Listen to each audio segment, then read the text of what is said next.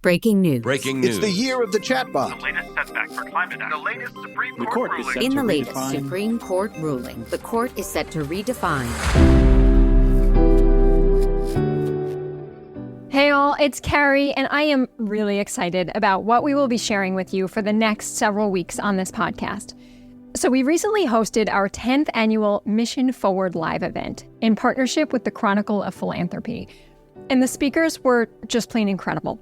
We talked about democracy, community building, bridging divides, communicating through volatility, making sense of DEI legislation. So much. And every session was rich, practical, and full of wisdom. So today, we are sharing one of those conversations with you. Today's conversation is with Dr. John Paul Lederach, international peacebuilder and author of the new book, Pocket Guide for Facing Down a Civil War. And we're going to break that down today. We're going to learn a little more about it from him. What I want you all to know, though, is he made this book free for readers on his website. We will put that link down there to make sure that everyone would have access to it and to address the many questions he has received from people concerned about political violence and the threat of civil war in the U.S. John Paul offers a set of valuable lessons in his book drawn from his global peace-building experiences, and he's going to connect some dots for us today to each of the conversations we have had over the course of this day. I hope you enjoyed this conversation, and I look forward to seeing you on the other end. John Paul Lederach, welcome. Thank you. Great to be here with you, Carrie. I'm so glad you're here.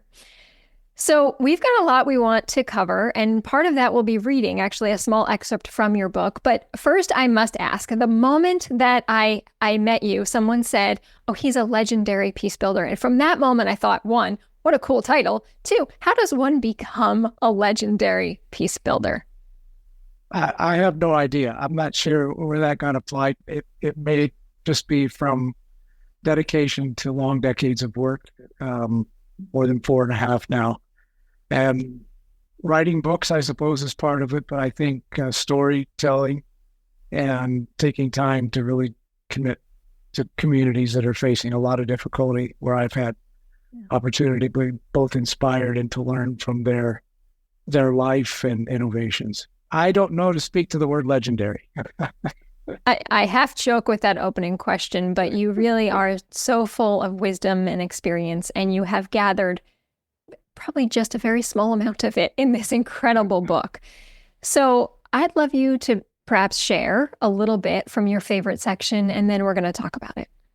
Yeah, so I was thinking, Carrie, how to do this. I chose a few concluding paragraphs from Chapter 9, which is titled Leading from the Wake. And the core dynamic that I'm trying to describe is the symbiotic relationship between highly visible public leaders and their followers, especially first followers. And that when violence gets unleashed in particular, people often have great difficulty reeling it back in. So you feel like you're constantly responding from things that you have been a part of unleashing, but are not able to bring back. Each chapter has a second section, which is aimed at ordinary people in local settings from around places that I've worked, who innovated extraordinary ways of responding to these situations. And this particular section that I'm going to read references a place that I worked for nearly 15 years during and after the Civil War in Nepal, and in particular with communities facing large-scale land, water, and forest conflicts that became quite violent. And working often with leadership in those local levels, one of our key people was Baru Chowdhury. And he was an extraordinary person, and he came from a background of having been a bonded laborer that was released during the war period, and his community had to find a place to live. And where they chose to live encroached upon land that people that were protecting, a forest area. These were often conflicts that became very difficult. And as we proceeded, Balu brought his deepest concern for the work he was doing in the conflicts, which was the question, who am I? Because he was feeling enormous pressure about being pushed to choose his group of primary identity or the group that he was engaged with, trying to help transform these conflicts. And we came to call his question Balu's dilemma. So I'm going to start the reading with the sentence that begins, "This was the gist of Balu's dilemma. How do I lead when my relational fabric is fraying?" The unexpected practice this wider movement found as they responded to volatile natural resource conflicts was that quality of their presence mattered more than having a perfect solution or controlling people or process. What made a difference was what people experienced and how they felt through the movement's members' commitment to be alongside, to listen, and encourage. Quality of presence may seem an odd descriptor, but the landscape of toxic polarization is always defined more by feeling than fact. To the point, when we sense reactivity aimed our way, we feel anxious and drawn to protect ourselves. We often react more forcefully as a measure of self-preservation. When we experience blame, we feel judged. When we feel judged, we become defensive. When we experience these dynamics in combination, arrogance, reactivity, blame, judging, and defensiveness, particularly when posed as superiority, we feel belittled. We shut down, we move away, we defend, we protect, or we react with greater counterforce. In all instances, we retreat to safety. Our primary group becomes the safe house, and the world out there, populated with those who are different, becomes the danger zone. Learning to embrace Balu's dilemma suggests a different pathway. How to stay true to personal conviction while creating leadership that respects difference and opens toward collective understanding and action. Try practicing and offering 3 gifts down this pathway. The gift of clarity.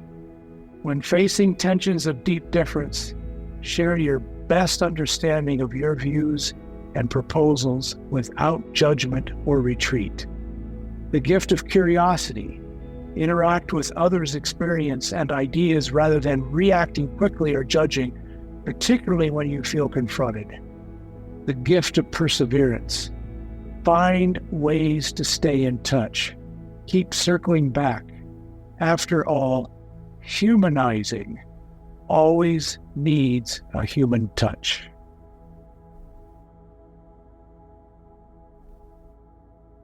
Every section of this book is beautiful, and it gives so much for the reader to hold on to. And I wrote down as you were saying it, feeling versus fact. And I wonder how much folks in the audience were thinking as they were listening to you, I can relate to that. I know what you mean. So I imagine as you were speaking, there were a lot of people shaking their head, yes. So this book resonates on a lot of levels, John Paul. You bring these international stories, national, local, to us here in the U.S.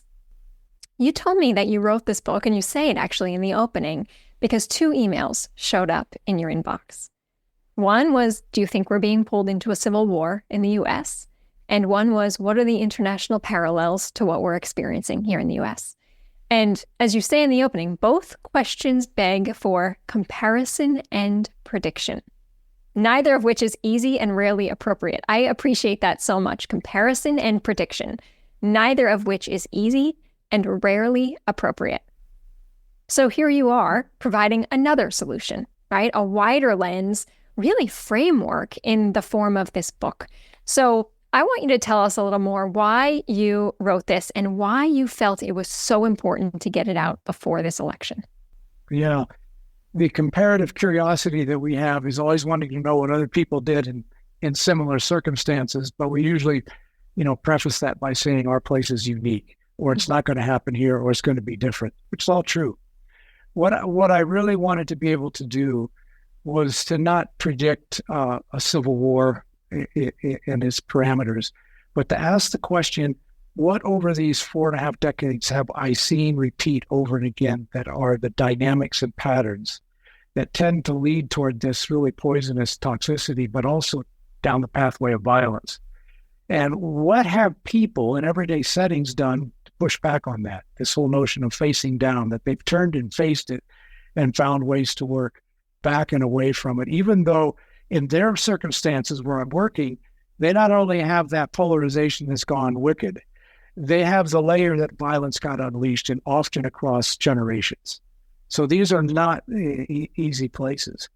And what I felt compelled to do was to try to describe in each chapter a dynamic or two that I found prevalent and significant, but then a story of how in a particular location people began to shift that dynamic.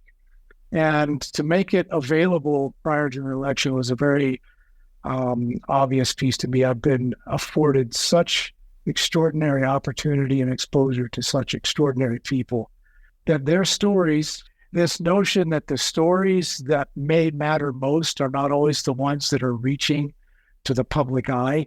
How do we bring this forward that, as one of my mentors said, Kenneth Boulding, if it exists, it's possible. So here it is, folks. This stuff actually happened, and in extraordinary ways that made a real difference where people lived. And I wanted to bring in that the basic notion that I think we have to start where we live. And that's really what I found where a lot of people are at, that we can't kind of sit and wait for a miracle solution from a higher level of greater authority or from outside. It really is this deep wisdom that exists where we have relationships, and how do we engage those? That's probably the real lesson that comes from it. We do have on Amazon availability now in about 2 weeks or maybe less, an actual hard copy. A lot of people want to feel it, so it will have that portion coming. But on my website, you can certainly download it for free. In the last session, we heard Jen Brandel and Brian talk about the importance of listening, deep listening, in some ways radical listening, to humanize one another, particularly when we feel there are divides or miscommunications or volatility in the way. You talk about humanizing too, but you talk about rehumanizing our adversaries with dignity and honesty. So rehumanizing our adversaries with dignity and honesty. Given the polarization that we know is present, how have you seen this rehumanizing of adversaries work? Tell me one of those stories. Sure. Well, in the book, I talk about the people located in Colombia in a number of different circumstances. Colombia is one of the places I've worked since the late 1980s. So I'll give you an idea of the breadth of time that I think this kind of dedication takes. It's a real commitment. It's the longest standing open armed conflict in our hemisphere. There's major peace agreements, but still not fully completed yet. So we're still at a 60-year mark. And people in local communities that have suffered the decades and waves of violence are often the ones that have some of the most inspiring stories of this notion. One of those I describe as the Improbable Dialogue Group, located in one of the departments that had decades of violence. And their approach was that it was so easy to get caught in all of the national narrative, but to lose sight of the things that were needed for where they actually lived. So how might they engage across their differences? And the idea of an improbable dialogue is it's not likely unless there is some small step of intention to reach beyond your preferred bubble. And their story, I think, is that, because I've sat with them, I visited them 20 years ago, and 20 years later, I come back and am able to sit with people now from the worst of the conflict, displacement in the millions, to a period where these people of highly unusual diversity are talking and engaging. It's loud, it was direct, they didn't disagree, but they could sit and eat meals, and they held to it. So what are those? What do we call this thing when we have periods of time where we know dehumanization went to its worst expression? We have in the dictionary the word dehumanization. I challenge any of you to find in any dictionary how you work your way back from what is rehumanization if the context that we're in has been that level of deep dehumanizing behavior and experience and harm. So rehumanization was simply capturing a note to catch the eye, if you will, that this requires intentionality. This requires a commitment in the simplest of terms to see a person first and to listen into their lived experience rather than assuming I know who they are or that I know what they think or they believe. To actually have the pause that I would like for them to give me. That is to hear who I am and what I have lived. Now that kind of a process, I think, has elements that begin to humanize the face of conflict. Mm-hmm. And what it requires is not only this ability. So I sometimes break down the word respect. So when I say honesty and respect, I don't think people want inauthentic conversations. They want authenticity. But they also want the patience to sit with hearing what it is and that takes a commitment to relationship over time. And respect in that regard is that so spacere in Latin is to watch or to look. Respacere, come back to another of these words, would mean that I stop and look again. And I think that's actually what honesty and respect means. You want it to be honest, but you want the pause sufficient that you take a second look. So we have to get beyond this idea of listening with our eyes, where I look first to see who you're associated with to determine whether I can believe anything you're saying, to re-looking and finding that there's actually a human being there. That human being has lived things. And that listening into that lived experience, and especially living into the lived experience of the wider community they're part of, is deeply significant for understanding how people make sense of the world and how we come together as a community that is made up of human beings and not sort of talking voices that we can just write off. As you're speaking, I was visualizing a pendulum. If you can go in one direction to dehumanize, then you have the momentum to go in the other direction to rehumanize.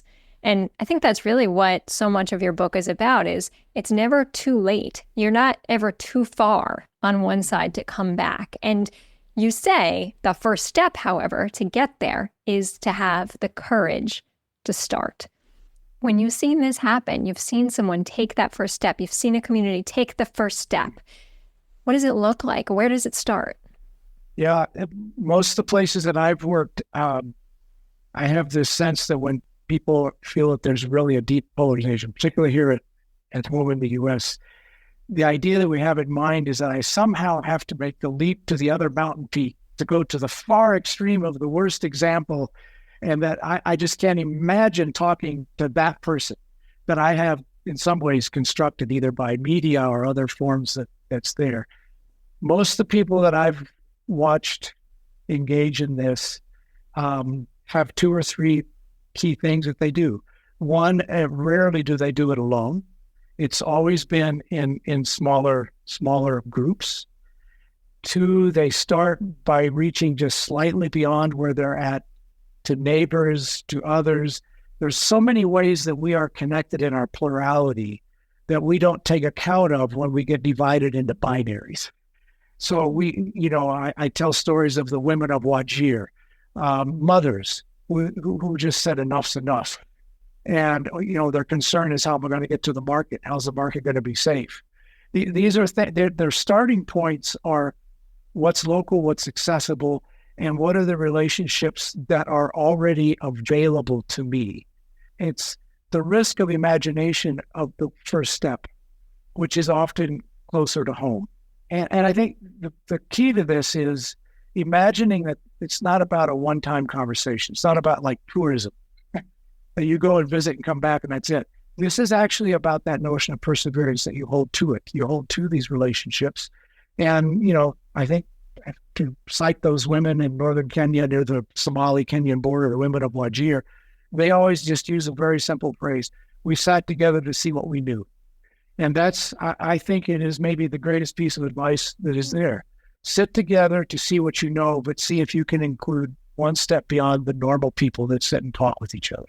And that is such great advice. One step beyond, to your earlier point, not thinking you have to go to the farthest extreme and bring those two pieces together, but one step at a time. And what then happens? you talk in the book about the power of peace zones. And I'm wondering if these two pieces are connected, but that made me think of some work that we do with a group called Welcoming America. And they have something called Certified Welcoming Cities, where you can go through a process, become a certified welcoming city, and signal to the world that we are a place where you will belong. And we know the power in them having done that and how that is city by city, community by community, changing how communities and residents are working together. For you, when you talk about these peace zones, right, whether that's listening in a community or being part of an organization, or even if it's in your own neighborhood book club, why are peace zones so important to addressing toxic polarization and this violence that we know is increasing? The two places that I had direct experience with this, one was in Colombia with a group of campesinos that declared a peace zone, and the other was in Mindanao in the southern part of the Philippines, where the conflict was primarily across Muslim, Christian, Catholic in particular divides. In both instances, while a peace zone could be like what we call, say, a smoke-free zone, a gun-free zone, those are kind of the parameters at the level of the content. It's not so much looking for what they did with how they set it up that we should be watching. We should be watching how they engaged to get to that thing together. And what they did quite often was over and again watching the patterns that they wanted changed. They kept their eyes on the question, what do we want to see changed? Not what's the immediate solution or whatever. And then the second question that would come with that is always, who do we know? Who do we know that will be connected? Because if this change is to happen, who will have to be involved? So the actual process of developing the declaration, or putting up, in Colombia's case, they put up these little wood signposts and they're hand painted, and it says, "You're welcome here. Please leave your guns at the edge of town." So they declared a whole area. Now, to get there, their notion of change was, well, we're going to have to go talk to the people that are carrying the guns. And we're going to have to find a way between us and who we know to gain access, but also influence. Now, how do we do that? So they're imagining the change that has to happen by way of creating a strategy for how you're going to pursue that change, which becomes very interesting because too often I think we lock down on getting someone to agree to our already proposed solution. Here, what they're after is they're keeping their eyes on the quality of change that they want to see happen, and they understood that it was relationally based, and it was going to require them to move into unlikely conversations and unlikely alliances if they wanted the change to endure. And the Muslim, Christian, Catholic women, it was often driven by something as simple as, we want this road to this school for our children to stay open, no guns here. And then you would have people move around, okay, this is the change we're after. How are we going to get the people that we need involved to make sure this change happens? That dynamic kicks in something really interesting, which is rather than reacting and criticizing, they're proposing and engaging. And they're building an alliance around something that they feel they can both engage and persuade. John Paul, you've put yourself in some of the harshest political environments in the world. And listening to you with such a peaceful tone as you share, I know that work was not easy. None of that work was easy, but it seems like there is a willingness, really, truly a willingness. And so when I was reading your book, there was another piece that really stuck with me. And this is idea of a willingness to listen deeply, a willingness to connect with someone one step beyond where you are, and a willingness or perhaps a desire to watch your pockets. This phrase was so interesting to me. Talk to us more about the watch your pockets. Yeah, so when I started writing, I just realized how often I came back to the metaphor of pockets. Pockets being local. Without, we have this whole series of books like the Pocket Guide for Bird Watching or whatever. Mm-hmm. So I thought, well, this is actually kind of a pocket guide, but the metaphor I'm after is that my experience, and obviously this is a very complex arena of work, but my experience has been that enduring change in places where there's been a lot of toxicity and open violence has had to build a web of relationships that help those changes endure. And it's not civil wars do not miraculously just happen top down. More often, in my experience, they happen because there are people who have pocket imagination about violence or things they are opposed to. And they often function just out of sight, but they become very powerful where they control locally, and they become very powerful in the connective tissue that they create between groups. So what I'm after with Watch Your Pockets is peace building for me is pocket imagination in the direction of the greater common good and the well-being of all of our communities.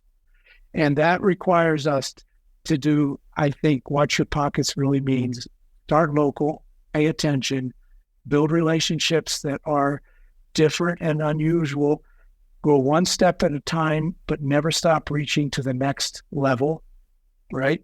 And know that what matters over time is the quality of the connective tissue you have with unlikely sets of people. If you are to hold back the tyranny of those few, in my experience, that really believe that violence is the only remaining option. And we have to find ways to build that kind of capacity, but it starts by watching your pockets and connecting pocket to pocket.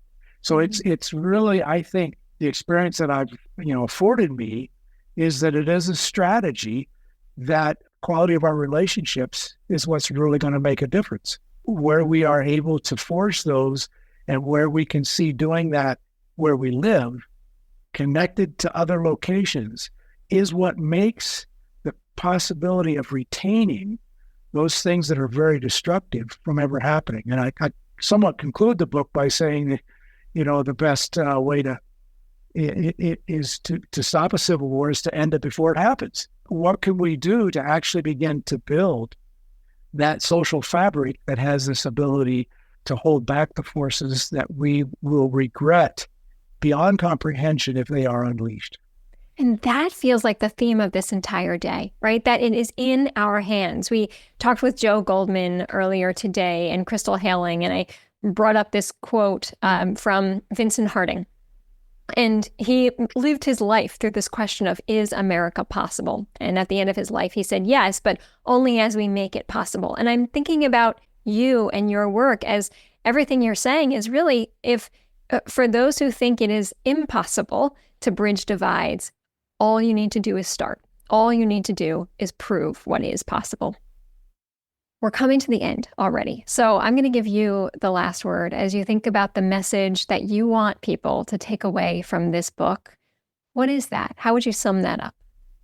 That it is within our hands and within our relationships in our communities where we really make a difference for the things that have to happen. The primary two products of really toxic polarization and that pathway that leads into violence is paralysis and replication. The system lives to replicate itself. It lives off making more polarization happen. And what I think we have within our hands is the ability very directly to make a difference on mitigating the very things that try to tear us apart. It's not easy because it can be painful, but it's far harder to work our way back once that next level gets unleashed. So how do we move in ways that really permit us to have this imagination that we make a difference where we live? And that's the message that I've found over and again. You can have the best of peace agreements, but if you don't have the people engaged where they live, those things come apart. I think at the very core, and this is really, the core nexus where democracy and peace building meet, is the ability to create the relationships that hold to the basic premise that we can do politics without violence amidst great difference. I strongly advise those who are listening to make sure you download the Pocket Guide, read it, and consider how you might have conversations about it with your community. Because really, just as you were talking earlier, John Paul, about we don't have to go to extremes, it also doesn't have to be in our actions. In the step I take, it doesn't have to be the most extreme step to bring my community together. But every day, something to work towards that common ground, one step beyond where we are, really, as you're saying, can prevent a future civil war. Absolutely. Well, John Paul, thank you for your time. Thank you. I'm so appreciative of you and of your work. As we go to the very last question today, I'm going to have you all think about what you just learned from Dr. John Paul Lederach. We just finished a conversation on forming common ground and the power of improbable dialogue. So I'm going to ask you, how might you practice the lessons that John Paul shared with us today?